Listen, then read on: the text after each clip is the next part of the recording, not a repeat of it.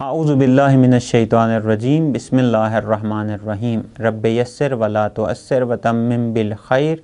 इन्नका अला कुल्लि शैइन कदीर। सामीन मोहतरम, हम बात कर रहे थे माह मुबारक रमज़ान में एक मुक़द्दस अमल रोज़ा और उसके अहकामात के बारे में, और हमने पिछली गुफ्तगू में ये अर्ज़ किया था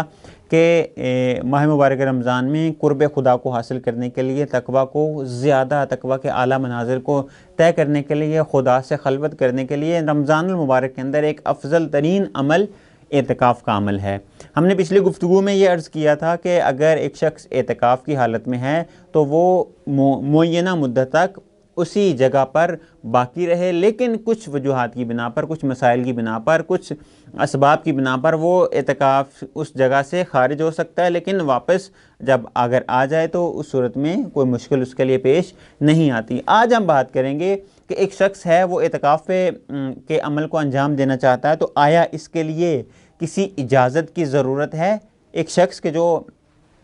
चाहता है कि रमज़ानुल मुबारक के अंदर एतिकाफ़ के अमल को अंजाम दे, आया इसके लिए ज़रूरी है कि किसी से इजाज़त ले? तो यहाँ पे हम उन मवारद को बयान करेंगे कि किस किस शख्स को किस किस बंदे से इजाज़त लेने की ज़रूरत है। सबसे पहले चीज़ ये है कि अगर एक ख़ातून शादीशुदा ख़ातून है, तो अगर वो एतिकाफ़ के अमल को अंजाम देना चाहती है, चूँकि एक मुस्तहब अमल है, वाजिब अमल नहीं है, वाजिब अमल के लिए किसी चीज़ की इजाज़त की ज़रूरत नहीं, चूँकि खुदावंद मुताल ने वाजिब करार दिया है। खुदावंद मुताल ने आपसे इम्तिसाल अम्र को चाहा है, यानी कि इस अमल को अंजाम देना है, वाजिब है। मसलन नमाज, इसके लिए ख़ातून को किसी अपने शोहर से इजाज़त लेने की ज़रूरत नहीं, चूँकि इसके ऊपर वाजिब है, इसने अंजाम देना है। लेकिन अगर एतिकाफ़ के अमल को अंजाम देना है तो इस सूरत में एक बीवी को अपने शोहर से इजाज़त लेना ज़रूरी है। बच्चा है, वो एतिकाफ़ का अमल अंजाम देना चाह रहा है, उसके ऊपर तमाम अहकामात वाजिब हैं, लेकिन वो एतिकाफ़ के अमल को अंजाम देना चाह रहा है, तो सबसे पहले अपने वालिदैन से इजाज़त ले।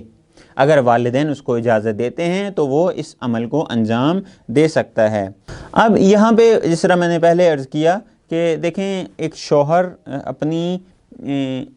बीवी को जब तक इजाज़त नहीं देगा तो तब तक वो इस अमल को अंजाम नहीं दे सकती। लेकिन एक दफ़ा ये है कि बीवी को मालूम है कि शौहर राज़ी है और शौहर के लिए मुश्किल नहीं है, तो वो इस अमल को अंजाम दे सकती है। लेकिन अगर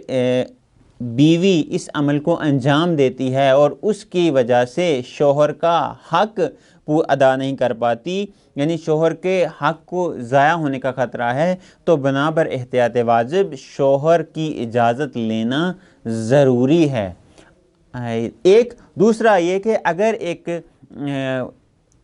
बेटा, एक फ़र्जंद, वो एतिकाफ़ की हालत में आता है और एतिकाफ़ की हालत में आने के बाद उसको मालूम कि वालिदैन मुझे कुछ नहीं कहेंगे, लेकिन वो वालिदैन के लिए सबब और अज़ियत का अगर सबब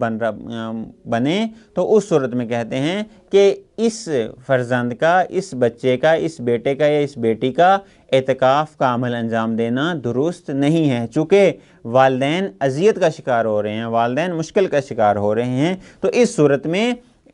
ना तो वो बीवी कि जो एतिकाफ़ की हालत में है और उस सूरत में उसके शौहर का हक़ ज़ाया हो रहा है, हक़ ज़ौजियत ज़ाया हो रहा है, या दूसरे हुकूक ज़ाया हो रहे हैं या ख़तरे में हैं, तो इस सूरत में शौहर की इजाज़त की ज़रूरत है। अगर फ़र्जंद वालिदैन की इजाज़त के बग़ैर इस नीयत के साथ कि वालिदैन राज़ी होंगे वो एतिकाफ़ की हालत में आता है और उससे अगर वालिदैन